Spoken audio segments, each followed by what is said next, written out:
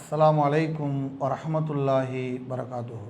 கண்ணியத்திற்குரிய எல்லாம் வல்ல அல்லாஹுவின் நல்லடியார்களே, மீசான் தொடரில் இன்றைய தினம் நாம் பார்க்க இருக்கக்கூடிய தகவல், தமிழகத்திலே பல்வேறான தர்காக்கள் இருப்பதை நாம் பார்க்கின்றோம்.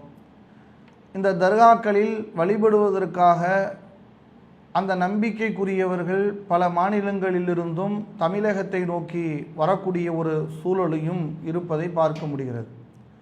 தர்காக்கள் போன்ற நம்பிக்கையிலிருந்து மக்கள் விடுபடக்கூடிய இந்த காலகட்டத்திலும் கூட இன்றளவிலும் அந்த நம்பிக்கையிலே மூழ்கி இருக்கக்கூடிய மக்களை நாம் பார்க்க முடிகிறது. அந்த நம்பிக்கையின் வெளிப்பாடாக இன்றும் சில வீடியோ பதிவுகள் வருவதை நாம் பார்க்கும் பொழுது, இவ்வளவு மார்க்கத்தை அறியாத மக்கள் இன்றளவும் இருக்கிறார்களா என்று நமக்கு கவலையை உண்டாக்கக்கூடிய ஒரு சூழல் இருப்பதை பார்க்கிறோம். இந்த வீடியோவை நீங்கள் பாருங்கள். வச்சுட்டாலே கொடுக்கப்பட்டது.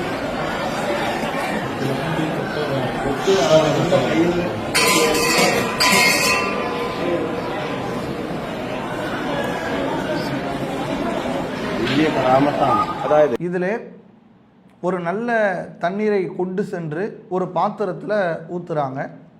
அந்த பாத்திரத்தில் ஊற்றப்பட்டு அந்த தண்ணீர் ஒரு கம்பியில் நினைக்கப்படுது. அந்த துருப்பிடித்த கம்பியில் நினைக்கப்பட்டு மீண்டும் அந்த தண்ணீர் என்ன செய்யப்படுது, அந்த பாட்டிலில் கொடுத்து அனுப்புகிறாங்க. இது மாதிரி ஒவ்வொரு ஆளாக வருஷலாக வந்து அந்த தண்ணீரை வாங்கி செல்கிறார்கள். இப்படி ஏன் செய்கிறாங்க அப்படின்னு இதை நாம் விசாரிக்கும் பொழுது, அங்கே பரவலாக இது நாகூர் தர்காவில் நடைபெறக்கூடிய ஒரு நிகழ்வு.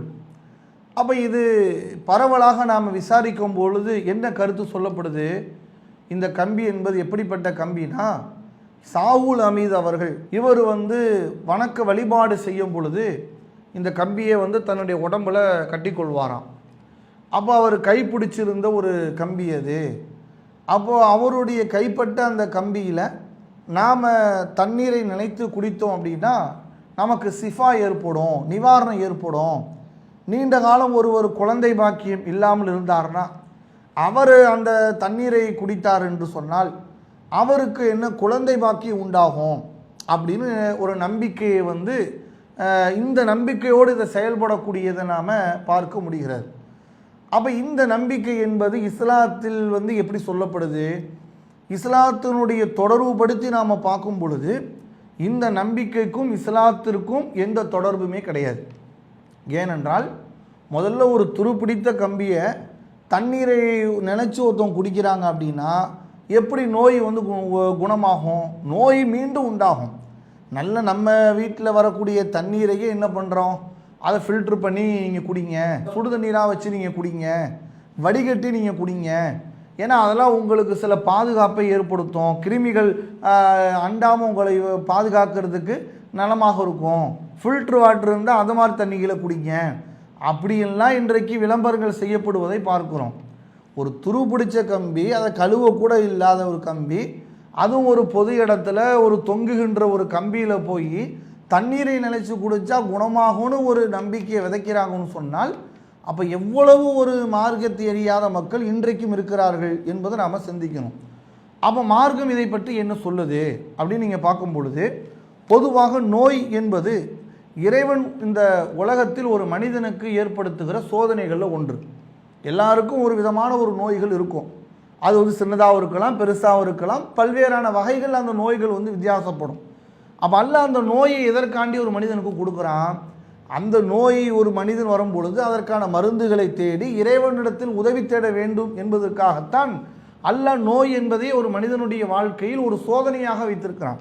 நீங்கள் நபிமார்கள் எடுத்து பாருங்கள், எந்த ஒரு நபிமார்களும் இப்படியான ஒரு மருத்துவத்தை கையாண்டிருக்க மாட்டாங்க. ஐயூப் நபியை பற்றி அல்லாஹ் திருமறை குர்ஆனில் சொல்லி காட்டுறான். 21வது அத்தியாயம் 83வது வசனத்தில் அல்லாஹ் சொல்லி காட்டுறான், ஐயூப் நபி கடுமையான ஒரு நோயில் அவர்கள் இருந்தார்கள். அந்த நோயிலிருந்து அவர்கள் நிவாரணம் பெறுவதற்கு அல்லாஹ்ட்ட எப்படி துவா செய்கிறாங்க தெரியுமா, ரப்பி இன்னி மஸ்ஸனி லுர் அந்த அருகமு ராஹிமீன், என் இறைவா எனக்கு துன்பம் ஏற்பட்டு விட்டது, நீயே இரக்கம் உள்ளவர்களெல்லாம் மிக இரக்கம் உள்ளவனாக இருக்கிறாய். யாரெல்லாம் நீ தான் என்னுடைய நோயை குணப்படுத்தணும், உன்னை தவிர நோயை குணப்படுத்துபவன் அதிகாரம் வேறு யாருக்கும் கிடையாது, என் நோயை நீ குணப்படுத்து என்று சொல்லி ஐயூப் நபி இப்படி அல்லாஹ்ட்ட துவா செய்தார்கள் என்று இறைவன் திருமறை குர்ஆன்ல சொல்றதை பார்க்குறோம். அதே போன்று இப்ராஹிம் நபி அவர்கள், அல்லாஹ் உற்ற தோழர் என்று சொல்லுகின்ற இப்ராஹிம் நபி அவர்களும் தன்னுடைய சமுதாய மக்களுக்கு மத்தியிலே பிரச்சாரம் செய்யும் பொழுது இப்ராஹிம் நபி அவர்கள் என்ன சொன்னார்கள் தெரியுமா? வைதா மரில்தும் ஃபஹு யஷ்பின், நான் நோயுற்றால் அவனே என்னை குணப்படுத்துகிறான். இந்த நோய்க்கான குணத்தை யார் எனக்கு ஏற்படுத்துகிறா? அல்லாஹ் தான்ப்பா எனக்கு குணத்தை உண்டாக்குறான். அல்லாஹ்வை தவிர வேறு யார் எனக்கு நோயை குணப்படுத்த முடியும், நோயை நிவாரணம் வழங்க முடியும்? அல்லாஹ் ஒருவனால் மட்டும்தான் இந்த நோய்க்கான நிவாரணத்தை வழங்க முடியும். அதற்கான மருந்துகளை தேடினாலும் கூட அல்லாஹ் மீது நாம் நம்பிக்கை வைத்தால்தான் அந்த நோய்க்கான நிவாரணங்களை நாம் பெற முடியும் அப்படின்னு நமக்கு வழிகாட்டுகிறது. அல்லாஹ்வுடைய தூதர் நபிகள் பெருமானார் ஸல்லல்லாஹு அலைஹி வஸல்லம் அவர்கள் கடும் தலைவலியினால் அவர்கள் பாதிக்கப்பட்டார்கள். ஆனால் என்றைக்காவது அல்லாஹ்வுடைய தூதர் இந்த மாதிரி ஒரு துருப்பிடிச்ச கம்பியை நீங்கள் நினச்சி தண்ணீரை குடிங்க அல்லது இது மாதிரியான ஒரு வைத்திய முறைகள் அல்லாஹ்வுடைய தூதர் சொன்னார்களா? அப்போ இது முற்றிலும் இஸ்லாத்திற்கு எதிரானது. இஸ்லாத்திற்கு எதிரானதுன்னா எப்படியான எதிரானது? இந்த நிலை, இந்த நம்பிக்கை என்பது இறைவனுக்கு சமமாக ஒருவரை நாம் நம்பக்கூடிய நிலைக்கு தள்ளக்கூடியது. அல்லாஹ் ஒருவன் தான் நோயை நிவாரணம் வழங்கக்கூடியவன், இறைவன் தான் அந்த நோய்க்கு குணமளிக்கக்கூடியவன் என்ற அந்த நம்பிக்கையே ஒரு தகர்க்கக்கூடிய ஒரு நம்பிக்கை தான் இது மாதிரியான தர்காக்களில் வைக்கக்கூடிய இந்த நம்பிக்கை. அல்லாஹ்வுடைய தூதர் ஸல்லல்லாஹு அலைஹி வஸல்லம் அவர்கள் ஒருவருக்கு நோயை நிவாரணத்திலிருந்து விடுபடுவதற்காக துவா செய்வதற்கு ரசூலுல்லாஹ் கற்றுக் கொடுத்தாங்க. அந்த துவா கூட எப்படி கற்றுக் கொடுக்குறாங்க தெரியுமா? அல்லாஹும்ம ரப்பன் நாசி ஹதிஹிபில் பஹ்ஸ இஷ்பிஹி வ அன்த ஷாஃபி லா ஷிஃபாஅ இல்லா ஷிஃபாவுக்க ஷிஃபான் லா யுகாதிரு ஷக்கமா. இறைவா, மனிதர்களின் இறைவா, துன்பத்தை நீக்கி நீ குணப்படுத்து, நீயே குணப்படுத்துபவன், உனது குணப்படுத்துவதை தவிர வேற குணப்படுத்துதல் இல்லை, நீயே மீது வைக்காத வகையில் முழுமையாக குணப்படுத்து. அல்லாஹ்ட்ட நம்ம கேட்கணும், யா அல்லாஹ் நீ தான் என் நோயை குணப்படுத்தணும், உன்னை தவிர இந்த நோயை குணப்படுத்துகிற அதிகாரம் வேறு யாருக்குமே கிடையாது, நீ தான் நோயை கொடுத்த, நீயே குணப்படுத்துன்னு அல்லாஹ்ட்ட நம்ம கேட்கணும். அப்போ நோயை குணப்படுத்துகிற அதிகாரம் யாருக்கு இருக்குது? அல்லாஹ்ட்ட மட்டும்தான் இருக்குது. அப்போ இந்த நம்பிக்கைக்கு எதிரான ஒரு நம்பிக்கை தான் இன்று இந்த வீடியோவில் பார்க்கிற இந்த தர்காக்களில் நடைபெறுகிற இந்த நிகழ்வு. அப்போ இஸ்லாத்திற்கு இதற்கு எந்த தொடர்பும் கிடையாது. அதே போன்று குழந்தை பாக்கியம் உண்டாகும் அப்படின்னு நம்புகிறாங்க. குழந்தை என்பது யாருடைய அருள்? அல்லாஹ் தன் வேதத்தில் சொல்கிறான், தான் நாடியவர்களுக்கு ஆண் குழந்தையை கொடுக்கிறேன், தான் நாடியவர்களுக்கு பெண் குழந்தையை கொடுக்கிறேன், தான் நாடியவர்களுக்கு இந்த இரண்டையும் கொடுக்காமல் மலட்டுத்தன்மை கொண்டவர்களாக நான் விட்டு விடுகிறேன் என்று அல்லாஹ் சொல்கிறான்.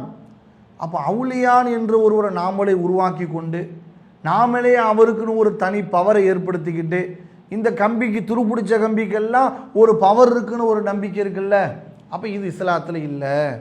அப்போ இஸ்லாத்தில் சொல்லப்படாத ஒன்று என்பதை நாம் என்ன செய்யணும்? இந்த பதிவின் மூலமாக நாம் விளங்கி கொள்ளணும்.